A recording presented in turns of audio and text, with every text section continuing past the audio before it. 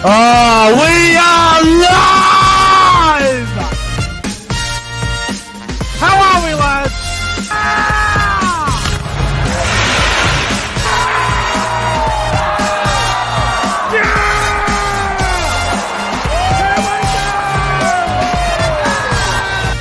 Come on, the footy!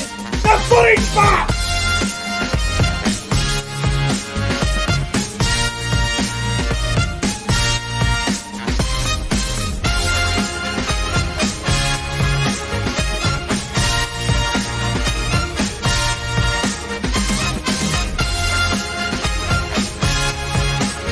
Guys, subscribe to the channel. 5, 4, 3, 2, 1. Yeah! The Cowboys win it! Woo! Welcome back to the YouTube channel. I am Nick from Australia. Welcome to the Saturday football review for round 16 of the 2022 NRL season. And to help me review all three games from Super Saturday, it is the great ProEnzo Vidz. Lorenzo, how are you, brother? Yeah, I'm going pretty well, bro. I thought all three games great today. Weather obviously impacted some, but I think this Saturday was a good one. Super Saturday. I thought it was as well, and I just want to let you know, mate, as you were talking there, your audio was a bit, very staticky. So, just letting you know your connection's a bit blah there with your audio. Just want to let you know about that. Yep. That's right. All right. Well, fuck me. Super Saturday was crazy, wasn't it? We had the Sharks beat the Bulldogs at ANZ Stadium. Oh no, sorry, Bank West Stadium, 18 points to 6 in the diabolical wet weather football.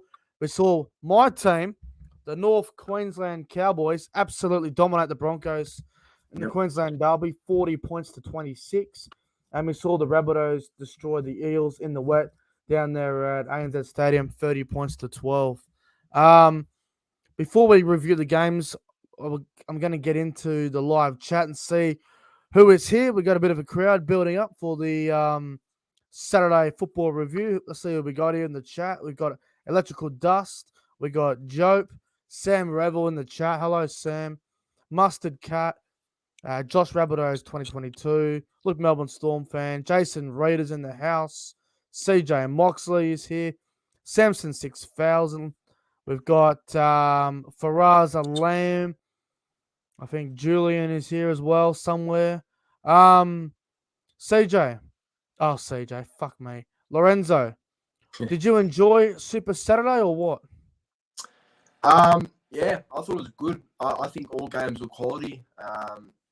I think the Broncos Cowboys game was probably the best one out of all of them, to be honest. But I think the Rabbitohs Eels game and the Sharks and the Dogs game wasn't too bad itself, though. Yep. Yeah, I agree with you. I'm not sure if you can fix your audio, bro. It does sound very like it sounds like the radio when you turn it on and you're out in the bush. It sounds strange.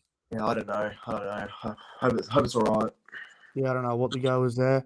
Yeah, look, I think the Cowboys and Broncos was probably the better game as in terms of quality. Canterbury versus Cronulla was a good old-fashioned dogfight where there was lots of errors and it was wet and it was terrible conditions for football. And South and Parramatta was quite bad as well. I can't believe I tipped Parramatta, bro. Why did I do it? I tipped South, luckily.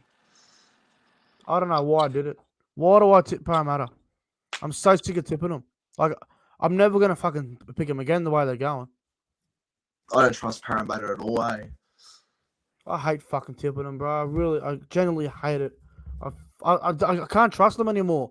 I mean, when you think they're going to win, they fuck up. When you think they're going to lose, they win. You can't pick them. They are the most inconsistent team in the top 8. Oh, by far. I can't disagree with that, honestly. They lose to the shit. They lose to the shit teams and beat the big side somehow. I don't get Parramatta, bro. They beat Melbourne in Melbourne, Penrith in Penrith, but they lose to West Tigers and the Bulldogs. I mean, what is going on there? Like, that's what I'm talking about, the inconsistencies. I don't think the attitude's all there, to be honest. It's the attitude. Definitely. All right, mate. Let's get into the Saturday football review. And if you guys are new around here, Make sure you like, comment, subscribe, do all that good shit. I want to see the live chat like the hell out of the live stream and share the live stream to your friends and your cousins and your brother, your sister, your nan, your pop, your auntie, your uncle, whoever. Share the review around all over social media. Share it on Twitter as well. Do everything. Share it everywhere. All right. Let's go back to the first game, the 3 p.m. game at Combank or Bank West, whatever you want to call it. Canterbury Bankstown Bulldogs 6, Cronulla Sharks 18. ProEnzo Vidz, what'd you make of this game, the Bulldogs and the Sharks? Very sloppy, very sloppy. The weather was obviously awful there. Heaps of errors, knock-ons, plenty of bomb opportunities. It wasn't a great game of footy, I don't think, but I think what made it good was how tight it was, how close it was. I mean, at least the Dogs had a go. The effort's definitely better, I think, for that side. As for Sharks, they just had enough quality in the end. I think the quality really won in the game there. And the middle, they killed the Dogs' middle, I think, as well with their forwards. So I think that's where you have to give raps to the Sharks there. They're just a better side, but Dogs aren't too far away. I gotta say, bro, the Sharks are not in great form. They are winning ugly. They won ugly against the Gold Coast the other week at Coffs Harbour by 8. They won a very ugly game here against the Dogs. Again, they weren't great, but they played fine. They did what they had to do in the end. I just think what the Sharks did that got them over the line is I think their big name players just a bit more controlled, a bit more direct with the football, and just probably I guess the quality of the Sharks compared to the Bulldogs is probably what got them over the line in the end. I got to say, when the Bulldogs scored before half time and leveled the game up, I thought the Bulldogs had all the momentum going into the second half, but the Sharks were able to grind it out and did what they had to do to win in the end. I got to say, ProEnzo Vidz, what do you make of the Bulldogs? Obviously, they did struggle in the wet, and look, the conditions were as bad as I've seen in a while. And this game reminded me of I don't know if you remember the old. I think it was 2012. Souths played Brisbane and Perth, and Reece Wester scored a try in the wet, or Chris Sandow. It was like that. The puddles were everywhere. It was absolutely crazy. Did you enjoy the game, bro? The Bulldogs. I mean, I thought they were very competitive.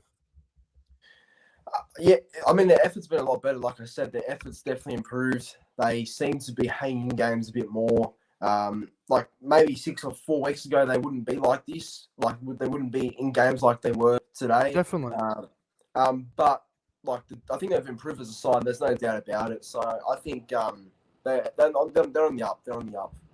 Definitely, bro. All right, mate. Well, we might as well go through the tries of the game, mate. And the first try of the game was in the 5th minute, first 5 minutes.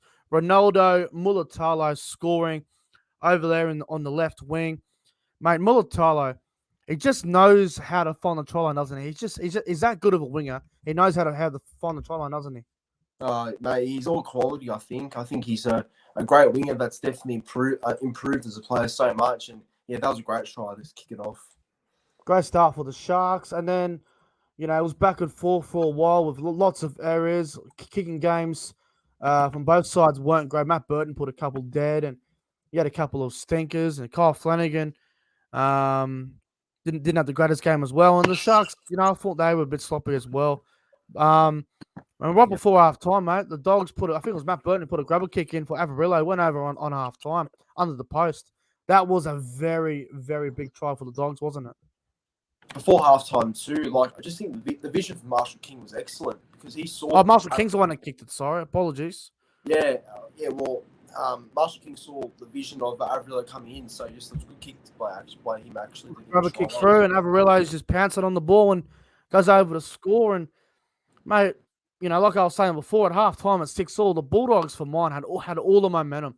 I thought the Bulldogs were on top of this game at halftime, and then second half. They couldn't complete a set, and then the Sharks just went fucking bang, didn't they? Well, that's pretty much the summary of it. The summary of it was that the Sharks probably were a bit better in attack and seemed to dominate the middle a bit more. Like, I think the Dogs, like I said, the effort area is definitely there, but Sharks, for me, are just on a different level. They're above the Dogs in a good way. Absolutely, bro. Well, get to the second half now, and Sione Katoa, I mean, the pass of Nico Hines to Sione Katoa to score that try in the corner was remarkable. Poor defense there from Addo Carr. Obviously, it was wet and very hard to defend, but bugger me. How good was that try from Sione Katoa? That was really good. That was a really good try. It was important too, I thought.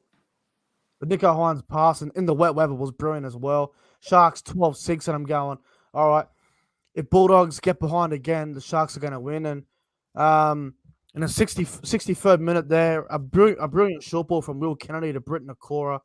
Nakora went over and scored. Defensively, Matt Burton just stuck an arm out, lazy defense. And for Tyler Mariner didn't do much there either. But defensively, Matt Burton there was lazy. He just put the arm out, and it was pretty lazy defense from an Origin player, wasn't it? I mean, for someone like Burton, who's pretty tall, I think that's pretty surprising that he defended like that. That was very bad defense.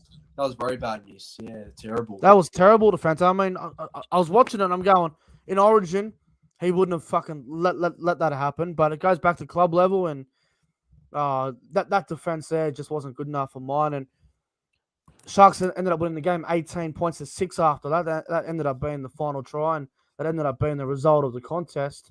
ProEnzo Vidz, are the Sharks impressive to you? Are they a genuine top 4 team? I mean, they are 4th at the moment on the ladder. With Brisbane losing and Parramatta losing, it helps the Sharks out a lot. Do you think Cronulla are a genuine top 4 side?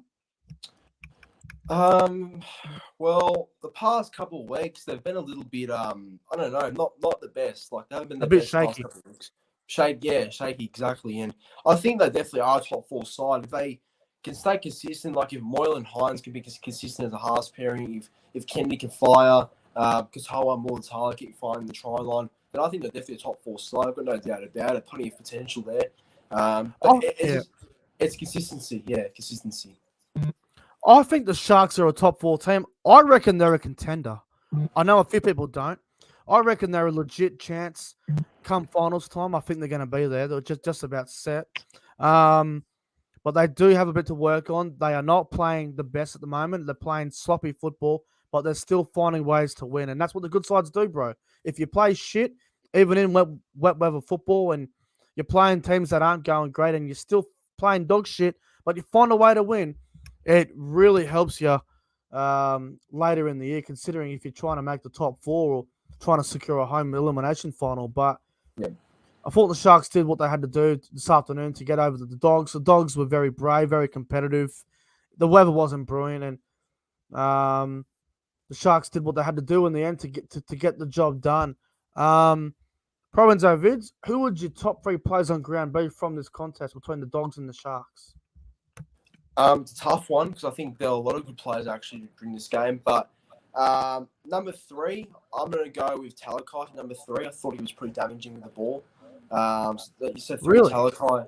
Yeah, I thought it was all right. Number 2, I'm going to give it to Nico Hines. I thought he controlled the game really well in the wet, especially goal kicking was really strong. And my man of the match, I'm going to give it to Ronaldo. I think Ronaldo was man of the match for mine. Ronaldo Mulatala. Sorry, bro. Cousin just came in just to interrupt me. Bulldog supporters, not happy after that. My top 3 on ground from the game, I'm going to go number 3. I'm going to go with Jeremy Marshall King. Yeah. I thought Marshall King had a really solid game for the Dogs. I thought he was one of the better players on the field. So Marshall King, number 3. Number 2, I'm going to go with Will Kennedy. I thought Will Kennedy at fullback played well today. I thought that that try assist to Britton Nakora was a massive part of the game, and overall, I thought Will Kennedy handled himself quite well at fullback. I've been critical of Will Kennedy the last 6 weeks or so, and I thought he had a really good game this afternoon. And number 1, my man of the match, bro, I'm going to give it to Toby Rudolph. Toby Rudolph, yeah, he was solid. I thought in the front row. I thought he was fantastic. I thought he laid a great platform for the Sharks. So Toby Rudolph is going to get my man of the match in the Sharks' scrappy, wet 18-6 win over the Bulldogs. Yeah, fair call. All right, let's get into the big one, mates. Cowboys 40, Broncos 26. Hey, Broncos supporters. Oh, here we go. What did I tell you? I told you we were going to win 13+. And yeah, we won 13 plus, even though it was by 14. I will take it. And hey, guess what that means, Lorenzo? We Yeah. beat the Broncos. It's Brisbane. We beat the Broncos in Townsville. We beat the Titans in Townsville. We beat the Titans on the Gold Coast. We have beaten the Queensland teams this year at home and away. The Cowboys are the number one team in Queensland. If anybody disagrees with that, please come at me. Cowboys run Queensland, and that's why we're third on the ladder, baby. Cowboys. I agree.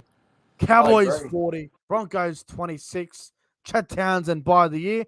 Oh, Adam Reynolds. What did he do tonight? Reynolds. Oh, ref. Sir.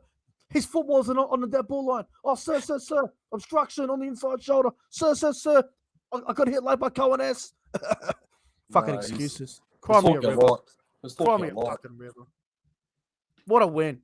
Fuck, they were good, the Cowboys. Obviously, the last fucking 5 minutes was quite frustrating, considering the scoreline was 38 points. What was it? 38-12? I don't know. 30. What was the score? It was like 30. I think it was 34-12 or something. Or I can't remember what the fucking score was. Yeah, something like that in the comeback. Yeah. We were fucking dominating. We were killing them by fucking plenty, and we let them score 2 fucking tries in the last 5 minutes, which gave me the shits. And we ended up winning the game 40-26. But yeah. The last 5 minutes was quite frustrating for me, bro. I was pretty disappointed with the ending. But 40-26 is a great result, isn't it? Yeah, absolutely. I think Cowboys winning was huge. I mean, you deserve to be happy about that. I don't know why people are getting mad about it, because it's your team. Be happy. Of course I'm going to rub it into the Broncos and Titans. I mean, look at the comments.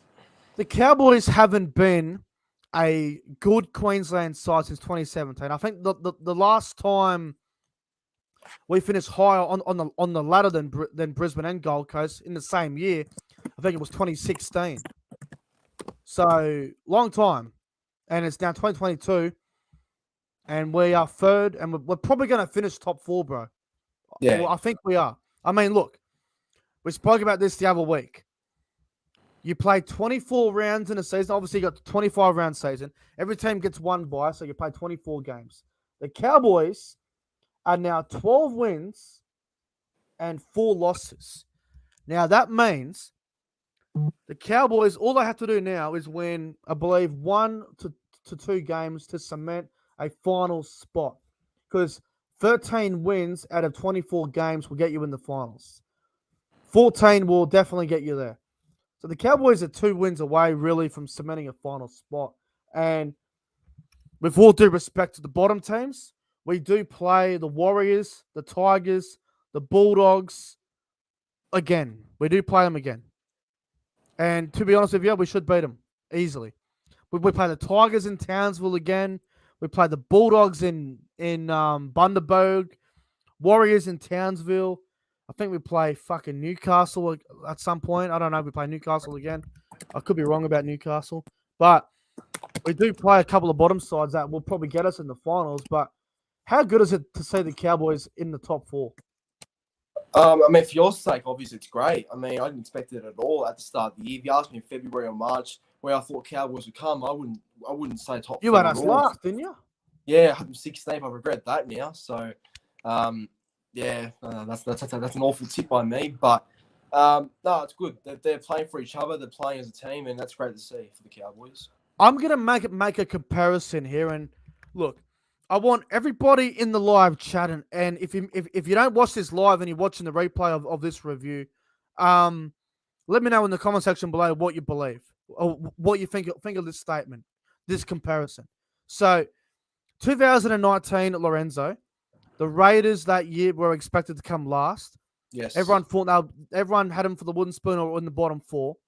They ended up finishing 4th and getting to the grand final and losing, obviously, in controversial fashion.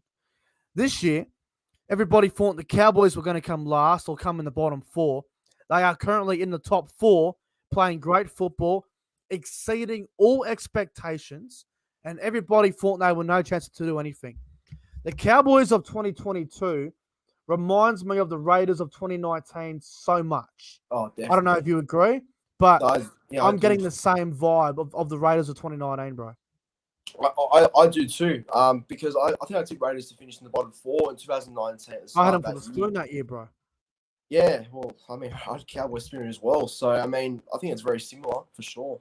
It's a good comparison, I believe, and everybody in the chat can let me know if you agree with it, if you get the same sort of vibe. You guys can all let me know. But 12-4, 2 more wins, and we're gonna finish in the finals. I think 6 more wins will probably get us in the top 4. I don't know. I'm not sure how many games you need for winning for top 4. I'm assuming 15 to 16 probably gets you in the top 4. Yeah, but it would. It would. With the way the season's going, I mean, as long as Brisbane and Parramatta keep losing games and the Sharks have a couple slip-ups, we might secure top 4 with 14 wins. I don't know. 15 wins. But it depends. But yeah, the Cowboys have never finished a season higher than third. We finished third in 2007 and 2015. Obviously, we won the common 15. The Cowboys have never finished second, ever. Never. So we are on track to do so. We got the bye next week, and then we play Cronulla after that, which would be a fucking blockbuster. That would be huge. And that would be huge. Tell you what, I really hope the Sharks beat the Storm next week because we got the bye, and we will go second. So I hope the Storm lose next week. Now I really do. But back to the game for a minute, mate. Cowboys over the Broncos. The Cowboys had all the ball early on, and then the Broncos got the first try, mate, for Billy Walters. I mean, Peter Hiku, what was he thinking by passing the ball? Oh, that was so bad. Eh? He didn't have to pass it too. Like, there was no that was stupid, wasn't it? That was so bad. I couldn't believe what I was watching. I'm going, what the fuck are you doing, Walters? Fucking crazy. Just hold Absolutely the ball. Crazy. What's that? Just hold the ball. Yeah, just hold the ball like hold the ball says on YouTube. Hold the fucking ball. What are you doing offloading the ball like that? Peter Hiku, you dumbass. Fuck, I was losing it when that happened. I was watching the game and I'm going, what the fuck are you doing, Hiku? You dumbass. That was awful. Anyway, Brisbane got off to a good start, even though we were dominant for the first 15 or so. It didn't take long now because in the 15th minute, mate, Adam Reynolds throws an intercept pass from Murray Tuilagi. What was Reynolds thinking? Oh, Adam Reynolds, I don't even know. Like, usually you get most of those right, but Tuilagi just kind of got in thin air and scored. How good. That was crazy, wasn't it? And then we leveled up at 6 apiece after that. I don't know what Reynolds was doing through that intercept. I'm going, what the fuck, Reynolds? That's so unlike Adam Reynolds to do that. I was surprised. Very unlike him. And then maybe get to the 20th minute, the Cowboys used their captain's challenge. They won the captain's challenge, and the Cowboys took a penalty goal to go up 8-6 in front. I thought that was the right decision. Yeah, that to just sort of calm it all down. Yeah, for sure. Take the 2 points. Why not? Go 8-6 in front. Why the hell not? And then the Broncos got a fucking a penalty goal because Drinkwater took Ezra Mann off the ball. I mean, yes, it's a penalty, but is Drinkwater not allowed to keep his line there? I mean, obviously he moved a little bit, but there's not much. There wasn't much in that for mine, bro. I don't know what you think. The Ezra Mann chip and chase in the 25th minute and Drinkwater took him out. I don't reckon there was a whole lot in that. Yeah, I don't think it was much in it too. I think Ezra Mann more faked than an actual take out. But I don't know. If they're getting consistent and pick that. I think the problem was Drinkwater moved towards the middle of the field, which made him look like he moved his line, and I guess it's a penalty. They've been calling it most weeks. But anyway, 8-8, bro. And then Val Holmes gets a penalty goal because I think Reynolds went for a short dropout and went out in the full. Yeah, that's what happened. Yeah, exactly. Val Holmes penalty goal, Cowboys 10-8, bro, and we get the half time, and the Cowboys are leading 10 points to 8 at half time. I'm not sure about you, but I thought the Cowboys should have been up by more than 10-8. I mean, 10-8's a good lead and all, but with the amount of possession the Cowboys had, and with how dominant they were, I thought we should have been up by more than 2.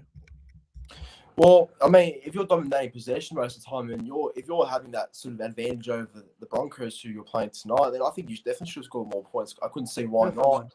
I think, but I guess that's credit to Broncos defense, I suppose. Yeah, exactly right. Credit to Broncos defense, and we did bomb a few tries. Felt should have scored one in the first half. Yeah, that's right. There was a couple of tries we bombed. I think Jeremiah Nanai bombed a try that he probably should have scored as well. But Yeah. Anyway, we get to the second half, mate, and for the second time in his NRL career so far, Griffin Neame scores his second try in the NRL. And funny enough, his first try was against Brisbane at Suncorp. He scores his second try against Brisbane in Townsville this time. Oh wow! It was poor defense on Brisbane. I mean, Griffin Neame he had no right to score that, but Brisbane's defense there was it was pretty soft, wasn't it? It clocked off pretty much. That's the best way to put it. It was sloppy defense, and Neame goes over to score. Cowboys go to 16-8 in front. And at this point, I was pretty like, okay, we're the best second half team in the competition. You get all the clubs together. Who has the best second half? The Cowboys do. They've been doing that all year. And this season, the Cowboys get the first try in the second half, and they're already in front. It's hard to catch them. It really is. And it's not easy. Cowboys got down the other end off a scrum. I think that was a knock on from Brisbane or something. And then, actually, I believe it might have been a penalty. I think it might have been the fucking Billy Walters' elbow to the fucking nose of Hess or somebody. Not Hess. It would have been Gilbert maybe. The Billy Walters' elbow on the ground. And then, that was the one. That was stupid, bro. I was watching the game and I'm going, why is Walters using his forearm in the face of a player on the ground? Why are you doing that? That's just stupid. That's ill discipline, bro. Yeah, well, it wasn't needed, that's for sure. It wasn't needed. It was fucking dumb. And then the Drinkwater throws a beautiful ball to Kyle Felt, and Felt goes in and scores. Cowboys go to 22 points to 8. And at this point, I called game, bro. I said the exact same thing. After Holmes' trial, I was pretty confident the Cowboys would. Kyle Felt's try, mate. Oh, yeah, sorry. Felt's try that maintained lead. Yeah. Yeah, Cowboys 22 to 8 at that point. And then the Broncos, well, they needed something, didn't they? And 54th minute, Corey Oates went over and scored. And next minute, it's 22 to 14. I'm going, all right, the Broncos needed that. Yeah, well, I was like, that's what they need. If they want to make a comeback, they need that try. So that was pretty important, actually. Oates goes in and scores. Cowboys 22 to 14. Cowboys go in for Reece Robson. Oh, bro, this was brilliant. Off the scrum, Robson puts a dummy on and goes straight through. That was absolutely brilliant, wasn't it? You can't get any better than that. That was a very good try. Cowboys 28 to 14. And if it wasn't over then, it was over then with Jeremiah Nanai going over to score. And the Cowboys at that point, 34-14 in front. Poor defense there from the Broncos. That was very poor. Like, I think in that situation, you would have definitely, stopped the try from happening there. But nothing much. No doubt. And then the Broncos decided to play some good football towards the end there. Oates goes in for a double, and it was 34 to 20, and the Broncos were trying to make a late comeback. They were, and like I was like, this could be what was happening on Thursday night, sort of. Yeah. I think time beat them like what happened Thursday. Yeah, and then obviously Selwyn Cobbo went over and scored, and it was 34 to 26, and everyone was like, everyone was fucking messaging me on Instagram saying Cowboys are going to choke this. I'm going, they're not going to score 2 tries in 3 minutes. Get the fuck out of here. And then Murray Tuilagi went over and scored. I'm like, yeah, everyone shut up now. It's over. Yeah, well, I mean, people need to stop being so open and talking too quickly because, Lorenzo, I don't want to offend you, bro, but I remember someone messaged me and said, Cowboys are about to pull a Manly. I replied back, we're not Manly, bro. We're much better than them. Sorry, bro. I just had to say that to them. Well, it's true. That's true. But just in general, people need to stop, talking so early. Yeah, just wait until it happens. Don't get too excited because you got to be careful. And anyway, Tuilagi scores a late try, gets his double. Cowboys win 40 to 26 over the Broncos. Murray Tuilagi got a double. And Corey Oates got a double. They're the 2 guys that got doubles tonight from this game. ProEnzo Vidz, who are your top 3 players on ground from the game? Yeah, so number 3, I'm going to give it to Chad Townsend. I thought Chad Townsend was pretty good.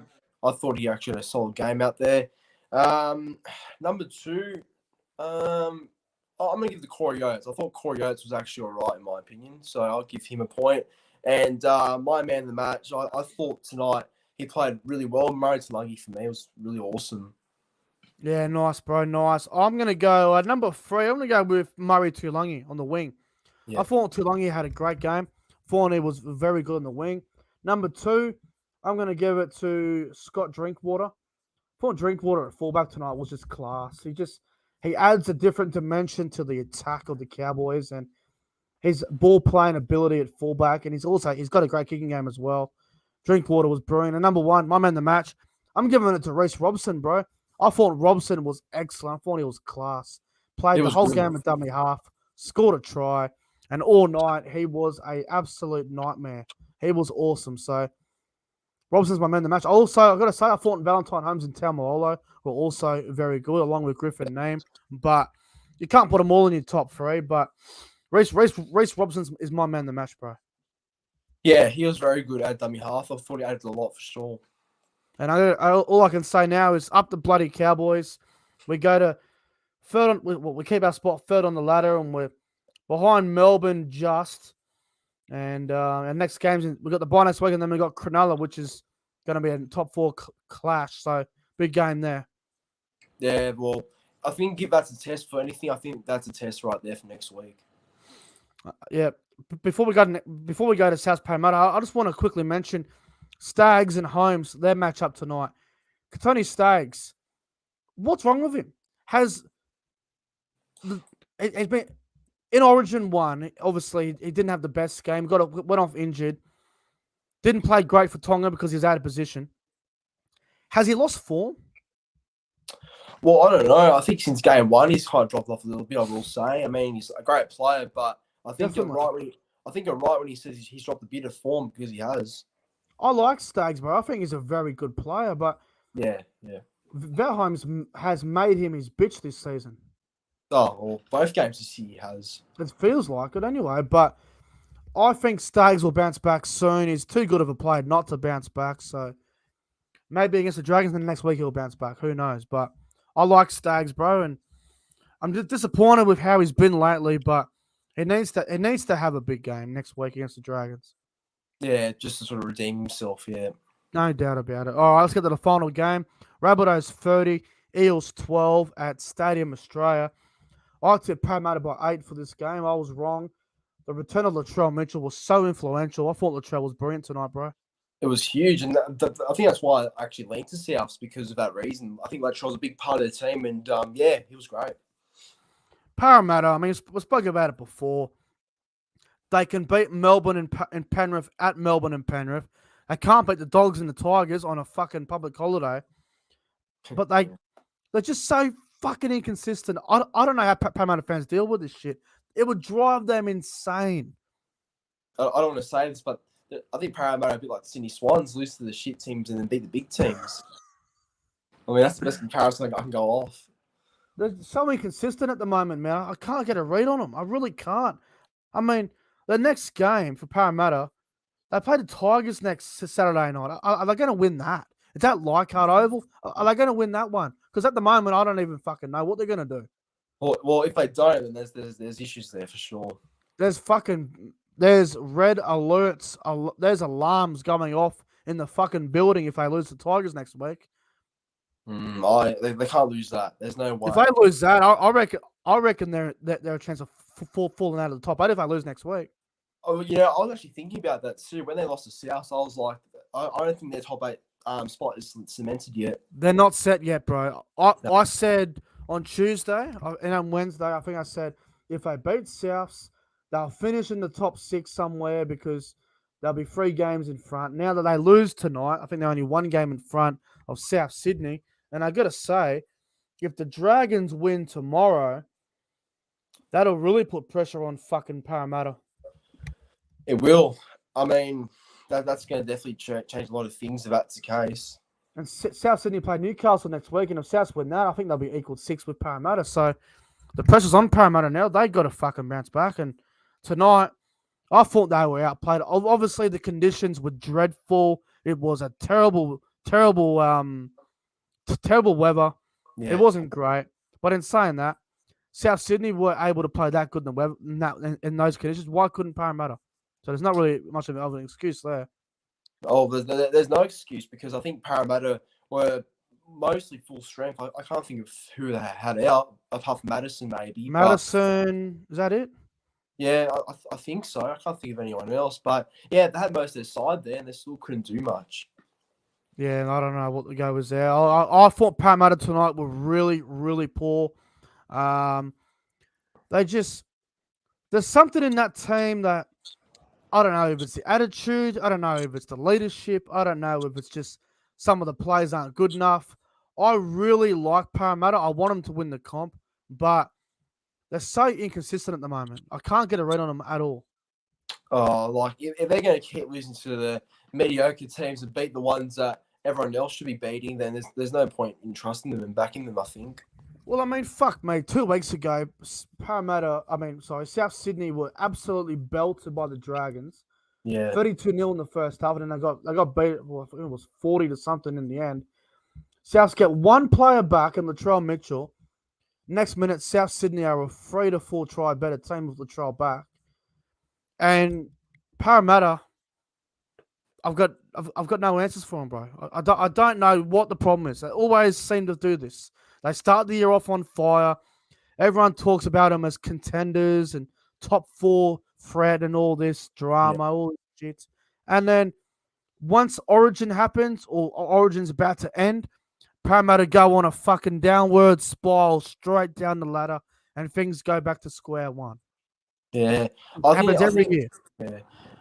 I think it's an attitude issue. I think there's some games where they might be up for it, but there's some games where they probably just take the other opposition who's lower compared to them in the ladder too lightly. Yeah, they got to find some consistency, man. They got to find it out. They got to work it out. All right. We'll go through the try scorers, mate. We'll get into the game now. First try of the game. Of course, it was Alex Johnson. Who else would it have been? Lorenzo. Oh, well, he always scores a try, so that was good stuff for South. Alex Johnson scoring the first try of the game. South Sydney going to a 6-0 lead early on. And then they put up a bomb, the Rabbitohs, there in the 15th minute, and it was flicked back, and Arrow went over and scored. I'm going, what the fuck? That was an incredible try, wasn't it? Yeah, from left, right, and try for Arrow. Just couldn't believe that. Jai Arrow scoring a try is pretty rare. So he will take that and he will take it and run with it. So good on Jai Arrow. South's 12-0, good start. Parramatta were really flat early on. And then Gutherson got the Eels going with a try and seems to be the only one who actually has a go every week for Parramatta. Yeah, well, pretty much. I mean, as long as he's consistent, that's the main thing, which he is. And, they need that try. Gutherson scores, Rabbitohs 12-6. And then, well, I don't know about you, but I reckon this try before half-time just sucked the life out of Parramatta. Parramatta were going the right-hand side, trying to create something 60 metres away. Moses, stupid tap-on pass. Really stupid. Johnson intercepts it. South score. Next minute, it's 18-6 at half-time, and it should have only been 12-6. Parramatta fucked themselves in the arse right there. Bloody Moses. I mean, I don't like Moses, and obviously I really hate his guts, but to see that was probably funny, I think. But that was pretty bad, and that was definitely not needed for Parramatta to suffer. Well, wouldn't it have made more sense just to get to halftime? You're playing in wet weather football. Just take a tackle, put a grubber kick in or something. Don't go for a tap-on pass. It was really dumb. I thought it was pretty careless from Parramatta. Careless with the football, and that's what happened. They got punished. Anyway, halftime, Rabbitohs 18-6, and from the 40th minute to the 60th minute, it was a grind. Parramatta had some chances to get into the game. Yeah. For some reason, they wouldn't give the ball to Sevo. They wouldn't go to the left-hand side at all. Didn't know what they were doing. Yeah, Sean Lane kept dropping the ball. They wouldn't set up for Sevo. I don't know what they were doing. And then eventually they were broken down because Jackson Paulo went over in the corner and absolutely sucked the life out of Parramatta, didn't he, Jackson Paulo in the corner? Yeah, he was good today, Jackson Paulo. I thought he had a solid game, got a couple of tries and that. So, yeah, he was good. And then Damien Cook scored a try. I mean, if you saw the Latrell Mitchell run, you would go, holy fuck. Yeah. And then Cook, Damien Cook went over and scored an incredible try, Lorenzo. Yeah, well, Damien Cook, I mean, I've been critical, well, not critical, but I have been saying that he hasn't been in the best sort of form. But seeing how that try and how he scored, that was really good for him, actually, in South. Absolute class, mate. Rabbitohs 30-6. And then Galverton scored a try there in the 73rd minute. And full-time score ends up being Rabbitohs 30, Parramatta 12. Rabbitohs too good for South Sydney. Latrell Mitchell returns and they get a dominant 18-point win over the Eels. Are the Rabbitohs a top 8 contender, Lorenzo, after that win? I think so, but they're a bit like Parramatta, need to be a little bit consistent. Inconsistent a bit, yeah. Yeah, but no, I think they're definitely a top 8 team for sure. All right, mate. Well, your top 3 players on ground from the game. Obviously, South's had a lot of good players tonight, but who would your top 3 on the ground be from tonight's game? Yeah, so number 3, I have Johnson. Number 3, I think Alex Johnson definitely deserves to be in the top 3, in my opinion. Number 2, I'm going to go with Latrell. I thought Latrell played really well in his return game. And my man of the match is going to be... this is a tough one. My man of the match, I think Cody Walker. I think Cody Walker gets it. Cody Walker? Yeah, number 3 for me is also Alex Johnson. He got a double tonight. He was outstanding. Yep. Number 2 is going to be Latrell Mitchell as well. And number 1, my man of the match, I'm going to give it to Damien Cook. I thought Damien Cook was outstanding at dummy half. I thought he had a blind to Damien Cook. Yeah, fair call. I thought Cook was, he had to stand up and probably do some more, and he did. That was great from him. And I think he puts a bit of pressure on New South Wales and say, hey, you got to start me for game 3 because he's that good. So Damien Cook gets the man of the match, and I'm hearing word that Latrell Mitchell's ruled himself out of Origin 3. Yeah, I'll look at the comments right now, and yeah. Yeah, here it is. Here, hang on. Here it is. Here, NRL half an hour ago. Latrell Mitchell has withdrawn from Origin 3 contention so he can focus on the Bunnies. I think that's fair enough. Well, I think that's fair enough, but he hasn't played enough footy either, in my opinion. Like, I think he'd play a bit more games, he'd definitely be there, but because he's been away, it's fair enough. If Brad Fittler really wanted Latrell, I think he would have Latrell, but it just shows what Latrell Mitchell is about. It shows his character. He has put his Origin dream, or not Origin dream, he's played plenty of Origins in one series before, but he's put Origin aside to focus on the Bunnies and trying to help them get into the top 8 and play a lot better and whatever. Now, I know some will say it's a bit selfish, but if you go back in time, Jamie Lyon used to do it all the time. New South Wales wanted Jamie Lyon heaps of times, and he just went, no, I'm focusing on Manly. And it's great.